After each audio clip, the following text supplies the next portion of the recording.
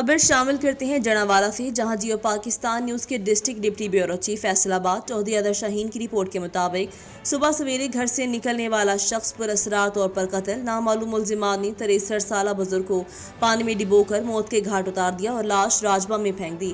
थाना सदर के नवाही गाँव 63 गाफबे का रिहाशी 63 साल बुजुर्ग आरिफ भट्टू सुबह सवेरे घर से निकला, जिसको नामालूम मुलजिमान ने राजपा के पानी में डिबोकर मुबैना तौर पर कत्ल कर दिया।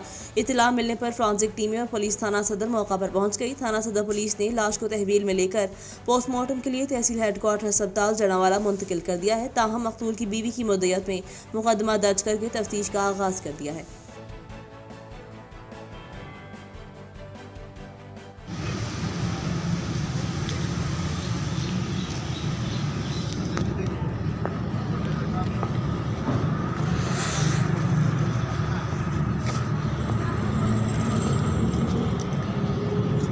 चलिए।